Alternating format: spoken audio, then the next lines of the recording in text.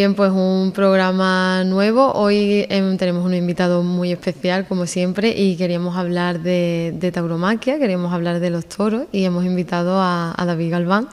Muchas gracias por venir. Muchas gracias, un placer. Y bueno, lo primero quería que nos contaras cómo ha ido la temporada. Acabas de terminar la temporada y ¿qué tal? ¿Cómo ha sido este año? Pues la temporada ha sido un año muy importante para mí, la temporada más importante de mi carrera. Después del 2024, que fue un año bastante importante porque fue como un punto de inflexión en mi carrera gracias al triunfo en la Feria de San Isidro de Madrid, que digamos que para nosotros los toreros es el gran acontecimiento, ¿no? Ese triunfo pues me permitió abrirme muchas puertas de otras plazas importantes y ponerme en una posición pues digamos de privilegio, ¿no? En nuestro argot. Y bueno, entonces este año pues se asumía como un año muy importante, ¿no? También con mucha presión porque tienes que revalidar todos esos triunfos del pasado, y volvía pues a plazas de primer nivel, ¿no? Y a ferias de primera categoría, y gracias a Dios en prácticamente todas ellas, en cada una de ellas he podido mostrar un nivel artístico pues importante, dejar huella en sus aficiones e ir avanzando, ¿no? en todas y cada una de ellas. Ha sido una temporada en la que el nivel artístico creo que ha sido muy importante en todas y cada una de esas incursiones, y una temporada también marcada por la dureza de varios percances que he tenido, pero que todos ellos me han servido para mostrar esa versión de superación. No he perdido ninguna actuación, que es lo importante también.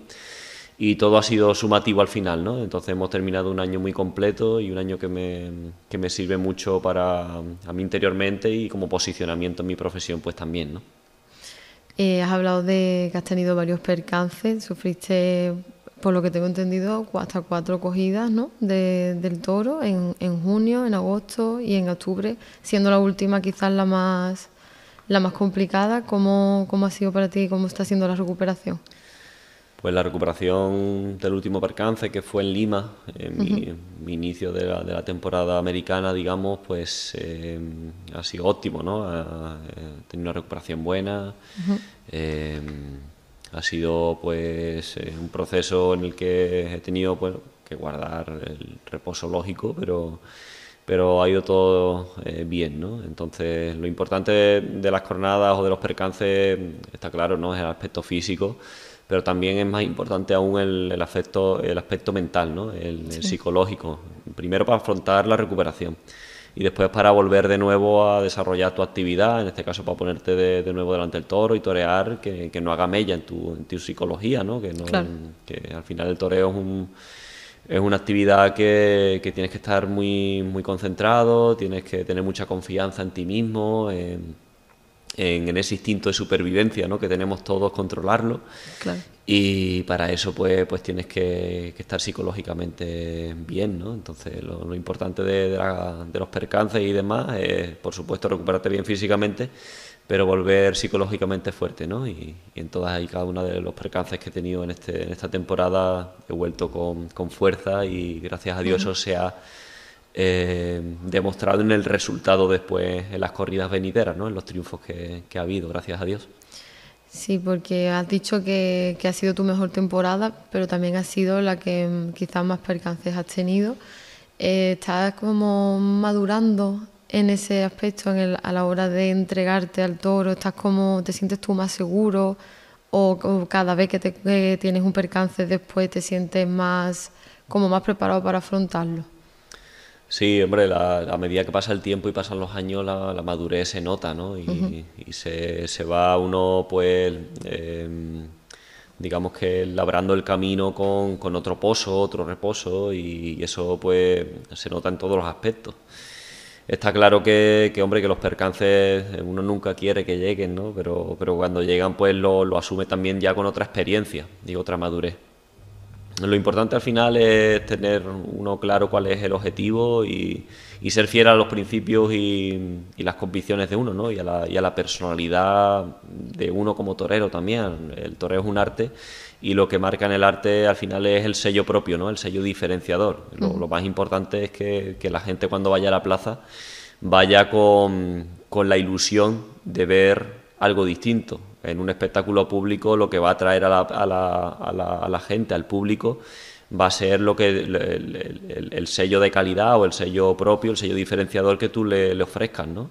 Entonces, en el caso del torero, yo intento ser un torero diferente, un torero con sello propio, con mi forma diferente y singular de expresar mi toreo, y que eso sea lo que a la gente le atraiga, ¿no? Que vean una imagen mía y se vea que no es un torero más, sino que es David Galván en este caso, ¿no? Claro.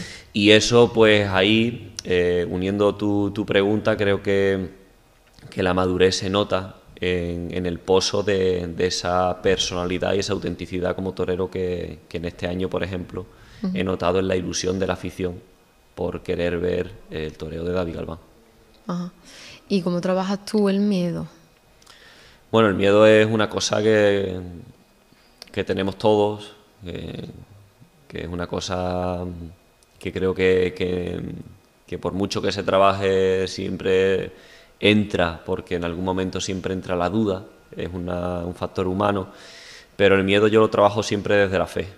Creo que la fe es lo que a mí me da ese combustible, esa llama que hace que desaparezca el miedo o que lo supere, más que desaparezca, ¿no? Porque al final vuelve a aparecer en cualquier momento, claro. Pero siempre intento entrar en contacto con la fe y que eso me guíe. Y has hablado del aspecto artístico del toreo y también de tu sello personal. ¿Eso es algo que se trabaja o algo que va más innato en cada torero? Pues mira, hay una frase en el toreo que se dice que torero se nace y después uno se hace. Y entonces creo que el toreo es una profesión vocacional, ¿no? Totalmente vocacional. Tú no puedes fingir nada. Y después, como se torea, como se es, tus cualidades como persona, tu personalidad, tú la expresas por la rama artística del toreo. Pero también hay una vertiente que tú tienes que tener unos conocimientos, tienes que tener unas bases de técnica, unas bases de idea, ¿no? Entonces, pues en ese compendio es como se fragua el torero. Tienes que tener la base de la vocación, que es innato, pero también tienes que tener unos conocimientos. Yo hago un símil que creo que es necesario en la música, por ejemplo. Hay como notas, hay 7, ¿no? 7 notas, ¿no? Do, re, mi, fa, sol, la, si. Y son 7. Pero melodías hay infinitas melodías, muchísimas melodías, y siguen saliendo nuevas, y todas se hacen con esas notas. Entonces en el toreo es igual, tú tienes que tener una base propia, que puede ser la técnica, esas melodías, esas notas, puede ser la técnica, pero personalidades hay muchas, claro. Hay infinitas, ¿no? Entonces tienes que tener una personalidad en base a la vocación, y después pues tener también unos conocimientos, una técnica para poder desarrollarlo. Y comenzaste con 13 años en la Escuela de Tauromaquia de Jerez. ¿Y qué te llevó a empezar tan pronto? ¿Cómo supiste, siendo tan joven, que ya lo tenías tan claro? Pues fue una situación muy inesperada realmente, porque yo parto de una familia que no es nada taurina, no tengo ningún antecedente en mi familia taurino, incluso desde que nazco hasta los 7 años. Los primeros 7 años de mi vida pues vivo en Gran Canaria, porque mi madre es de Gran Canaria, y vivo en Gran Canaria hasta los primeros 7 años de mi vida, donde no hay tradición taurina reciente y donde no se habla de toros ni se ve un toro bravo por ningún lado, ¿no? Entonces, pues es con esa edad, con 13, 14 años, cuando ya nos trasladamos a vivir aquí a Cádiz, ¿no? Ya a la península. Y bueno, estoy un día en casa de mis abuelos y veo por la televisión una cosa que me sorprende, ¿no? Estaban echando por televisión pues una novillada Para el que no sepa mucho de toro, bueno, pues una novillada es como un torero aprendiz, ¿no? Toreando un toro, en este caso, pues de 2 años, ¿no? Los toros se suelen torear de 4 o 5 años, nosotros los toreros ya con alternativa, pero los novilleros en este caso era un toro con un novillo, ¿no? Con 2 años. Y me chocó lo que vi, ¿no? Porque vi un toro toreado por un torero toreando un toro, y ese torero tenía mi edad en ese momento. Claro, yo no sabía que era novillero, que estaba toreando un heral en ese momento, un novillo.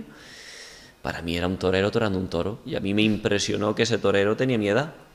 Y fue tanta la impresión que decidí coger en ese momento mi bicicleta y encajarme pues en la Plaza de Toro para apuntarme a la escuela taurina, ¿no?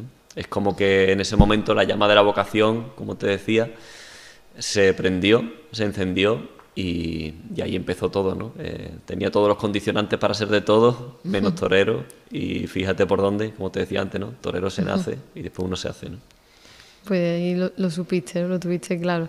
¿Y te llamaban la atención los valores de la tauromaquia? Porque una cosa es decidir entrar, pero después mantenerse. ¿Qué te hizo mantenerte? Porque no siempre has tenido, quizás como este año, ¿no? Que ha sido como un año muy exitoso, hasta llegar ahí hay un proceso. ¿Siempre lo has tenido clarísimo que querías dedicarte a esto? Pues al principio, cuando yo me apunté a la escuela taurina, sinceramente yo me apunté como una actividad extraescolar más. A mí me sorprendió mucho lo que vi, pero yo me apunté, no te voy a decir que me apunté diciendo yo voy a ser torero, no, me apunté como una actividad extraescolar más, como el que me apuntaba a un deporte o algo, ¿no? Lo que pasa es que, claro, en cuanto me apunté y empecé a desarrollar, a empezar a dar mis primeros capotazos, los primeros muletazos, pues sentí que aquello pues se me daba bien, tenía una comunión bonita con esos movimientos, con el capote, con la muleta, se me daba bien y me fluía, ¿no? Fluía. Entonces, pues, poco a poco, pues, fui avanzando, y desde el primer momento, sobre todo, me lo tomé muy en serio, ¿no? Sin saber tampoco por qué, ¿no? Es un poco, siempre va todo a lo mismo, ¿no? La palabra vocación, ¿no? Cuando te das cuenta a lo largo del tiempo que cuando algo es vocacional, pues te surgen muchas veces actitudes que tú en el momento pues no le pones nombre, pero cuando pasa el tiempo, miras hacia atrás y dices tú, ¿por qué le ponía tanto empeño? ¿Por qué me lo tomé tan en serio siendo tan niño? ¿Por qué avancé tanto? Pues al final todo radica en la misma palabra, ¿no? Porque era mi vocación, ¿no? Claro. Entonces, pues bueno, sí es cierto que después vienen momentos difíciles, momentos duros, donde si esos cimientos no están bien puestos, pues te tambaleas, ¿no? Y he tenido muchos momentos de duda en mi carrera, ¿no?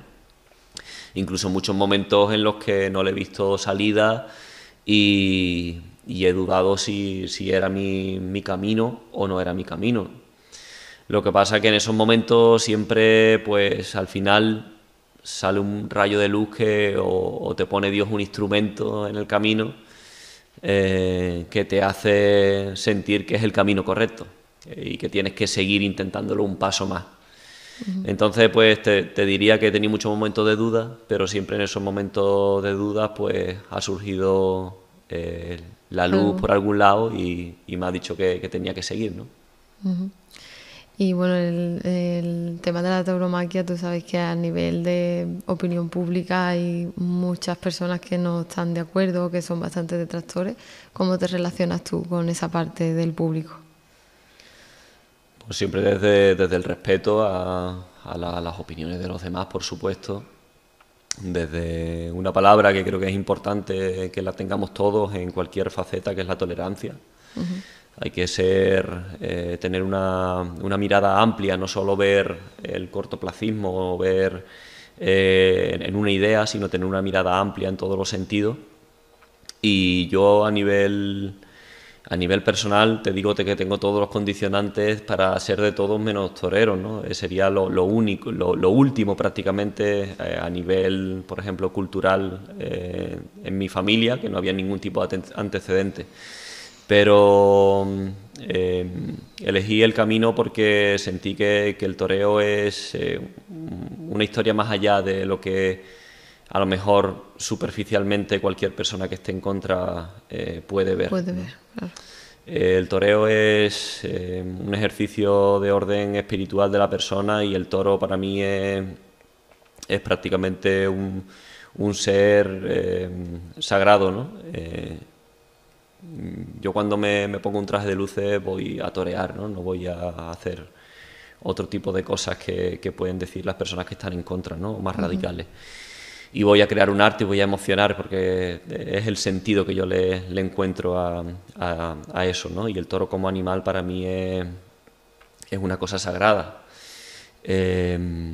Y en cuanto a mi posición, siempre lo intento ver o lo intento explicar desde un punto de vista divulgativo, a expresar lo que yo creo que son las cosas positivas de mi profesión o del toro. Yo no intento evitar el enfrentamiento, ¿sabes?, con las personas. Hay una mención, una cita de una persona que admiro mucho, que es la Madre Teresa de Calcuta, que cuando le dieron el Premio Nobel de la Paz dijo que a ella no le invitaran para dar mítines en contra de la guerra, sino que le invitaran a dar mítines a favor de la paz, siempre. Quiero decir, yo no voy a dar nunca un argumento de decir por qué hay que convencer a los que están en contra de los toros. Yo daré mis argumentos del por qué estoy a favor de lo mío, de mi arte, y cómo ese arte pues puede llegar a causar conceptos, emociones y demás cosas positivas o demás cosas que yo creo que puedan divulgar un concepto que merezca la pena, ¿no? Entonces los colectivos de animalistas que están a favor de que no se sufra el toro, ¿tú te consideras que quizás desde la tauromaquia defendéis al animal y lo tratáis, como has dicho, con un respeto como de algo sagrado, y que a lo mejor no debería de tacharse al torero de estar en contra de los animales? ¿Crees que sería injusto? El torero, eso es es que creo que eso es un comentario de una ignorancia total.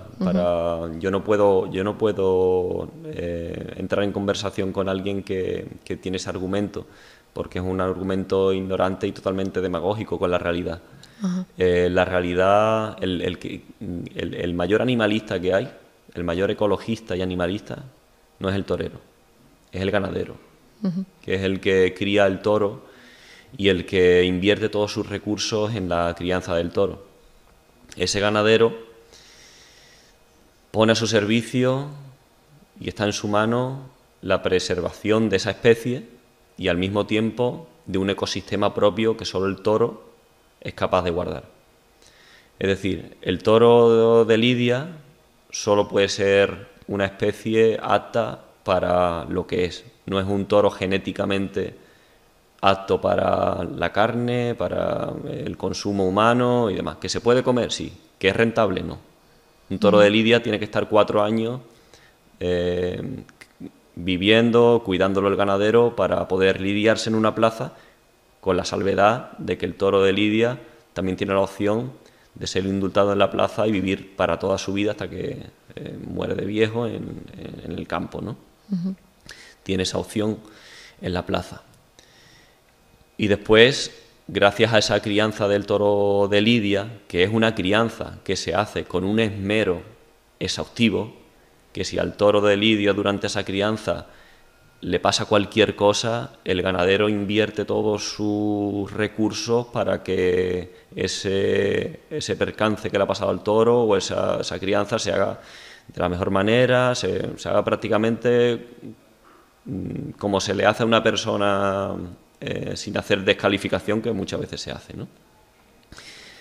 Entonces, sabiendo eso, conociendo ese cuidado, esos aspectos en la crianza, creo que se cambiarían otras opiniones, o por lo menos se respetaría ese espacio. Y después, colateralmente, el toro de lidia es el guardián de la dehesa. ¿Por qué? Porque gracias al toro de lidia esa dehesa está salvada a cualquier tipo de actividad humana de construcción ya no te digo de viviendas, que puede ser, pero de De paneles cualquier solares, cosa. de etcétera, etcétera, de fábrica, de todo. Y gracias a esa preservación de la dehesa, pues viven, que animales son los insectos, animales son los roedores, animales son todos, ¿sabes? Y Gracias se al toro de mantienen. Lidia están protegidos muchas especies más, muchas aves que solo pueden entrar en el espacio ese,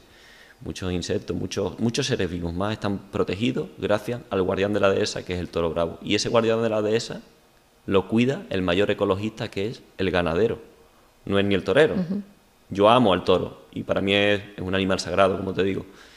Y cuando yo consigo en la plaza indultar un toro y que vuelva al campo, para mí es lo más grande. Y cuando no, pues nunca le echo en cara nada al toro. Si por ejemplo el toro ha sido complicado, si el toro no me ha permitido a mí expresarme como torero, si ha sido difícil, yo nunca he hecho nada en cara al toro, porque el toro sabe, el toro te entrega su verdad. El toro es un ser irracional y el que tengo la opción de tener los conocimientos para lidiarlo y demás como ser racional soy yo. El Claro. toro es un ser irracional. Pero nunca le he hecho en cara nada a él. Y si consigo indultarlo, pues lo máximo, es la plenitud para mí, ¿no? Que pueda volver a la dehesa como un ser sagrado. Y si por el contrario es un toro también bueno y no se indulta finalmente, el nombre de ese toro queda para la historia, ¿sabes? Claro. Queda ahí para la historia. Queda para la historia y se le hacen honores al toro. Nosotros lo hacemos como seres racionales, honores al toro, y se queda ese nombre para la historia por una faena célebre o algo, ¿no? Es decir, que es un animal que tiene una oportunidad por mérito propio también, porque se ha criado para eso, porque se ha hecho una selección natural para eso que otro animal no tiene. Entonces tú invitarías a que esas personas que quizás no lo entienden como lo puedes entender tú, fueran a una corrida de toros. Lo invitaría a que fueran primero al campo, a conocerlo, porque si partimos de la base de términos totalitarios de anti, una persona que es anti no puedes invitarlo Claro. directamente a una corrida. No puedes invitarlo Quizá no lo va a al entender. rito sacrificial último, ¿no? Que no es eso, ¿no? Que el último paso es la corrida de toros y el último paso es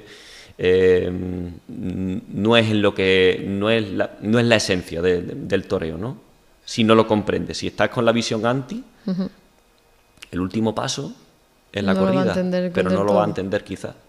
¿Sabes? Si por el contrario tú eres, como se dice, agnóstico, no sabes si estoy o no estoy, pues a lo mejor una corrida de toros pues sí te puede disipar dudas. Pero lo invitaría a ir al campo, a ver la crianza del toro desde que nace hasta el final, cuando va a la plaza y se lidia. Tomaste la alternativa en 2012 con toreros como Enrique Ponce. ¿Qué aprendiste tú de grandes toreros más allá de lo técnico? Hombre, de los grandes toreros se aprende todo, ¿no? Porque esto es una profesión que no se llega por casualidad, ¿no? Esto todo tiene un porqué y los que consiguen ser grandes maestros es porque han tenido algo especial y porque se lo han trabajado y han dado motivos, ¿no? Entonces cada uno tiene sus condicionantes y sus conceptos que han dejado huella y las nuevas generaciones creo que tenemos también el deber de conocerlos, ¿no? De nutrirnos de ellos. Y yo intento siempre tener una mirada amplia, ¿sabes? Porque creo que de todo se puede coger algo y aportarlo a la personalidad de uno, al toreo de uno, para uno también darle su sello, ¿no? Su forma propia.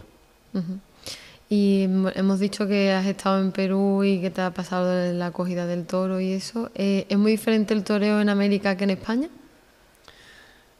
Bueno, el toreo, las aficiones, digamos, ¿no? Son diferentes. Igual, es un poco como las personas en las diferentes regiones, ¿no? Estamos en Andalucía y se dice que son las personas más abiertas, ¿no? Que hablan más, y vas al norte y a lo mejor son más tímidas o son más austeras en su forma de hablar y demás. Pues igual en las plazas de toros, ¿no? Cuando toreas en el sur, pues la gente es muy cálida, y cuando toreas en el norte, pues se mantienen un poquito más expectantes, ¿no? En América igual, ¿no? En América suele ser la gente muy apasionada, muy cálida, y yo la verdad que he tenido... he caído de pie, digamos, ¿no? En todas esas plazas de América, y tengo muy buena sintonía con todos esos países de Latinoamérica, taurinamente hablando. Bueno, por ir cerrando la entrevista, no quiero que te vayas sin que hablemos de lo que pasó con Morante de la Puebla, que se cortó la coleta de forma sorprendente. Y también hablar de que me lo has mencionado al principio, de la salud mental, ¿no? Y quizás lo importante que es a la hora de torear estar muy bien mentalmente, ¿no? ¿Tú cómo lo viviste ese momento y qué significa para ti que este torero tan importante en este momento, que estaba en su carrera tan bueno, decidiera retirarse por salud mental? Sí. Bueno, Morante es un torero, una figura del toreo que ya lleva 25 años de alternativa, ¿no? Ya lleva una carrera bastante amplia, y ha conseguido cosas muy importantes en el toreo, y ha conseguido una cosa que es un poquito el sueño de cualquier artista, ¿no? Que es dejar huella, ¿no? Con eso, ¿no? Con una forma propia. Creo que ahora mismo, pues, como hace tan poco tiempo, pues deja un poquito en los aficionados y demás un sentimiento un poquito de orfandad, ¿no? De como que deja un espacio ahí, como era un torero con tanta personalidad, es un torero con tanta personalidad y con una importancia tan grande en el toreo, deja ahí ese sentimiento ahora mismo. Pero más allá de eso, creo que al final, pues, se ha ido por la puerta grande, ¿no? Como nunca mejor dicho, en Madrid, y por la puerta grande de Madrid, que no lo había conseguido hasta este año, fíjate, después de tanto tiempo no lo había conseguido hasta este año, ¿no? Que había hecho cosas memorables, pero el premio, digamos, tangible de salir a hombro por la puerta grande de Madrid, que muchas veces es lo de menos, pero no lo había conseguido, ¿no? Entonces se ha ido de esa manera, que creo que es una manera estupenda para lo que ha representado él en el toreo.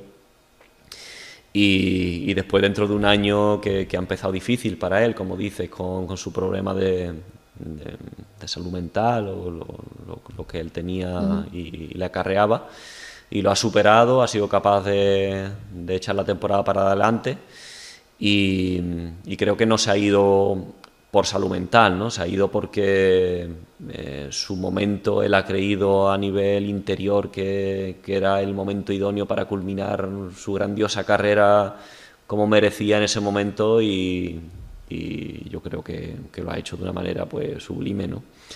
Y ahora, pues nos queda a nosotros, ¿no? Los toreros jóvenes, pues seguir marcando un camino, cada uno el nuestro, y que la afición, pues, se sigue ilusionando, y vayamos ocupando esos puestos que otros toreros, pues por relevo generacional, pues van dejando, lógicamente.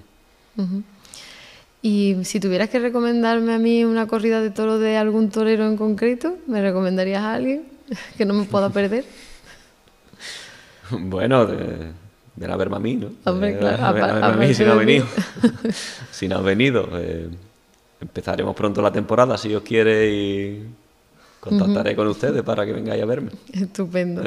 Pues muchas gracias, David, por contarnos tu experiencia, y que me quedo con eso de que a la gente que esté en duda, que no sepa si apoya o no la tauromaquia, que vaya a la Plaza de Toros y que lo vea. Muchas gracias.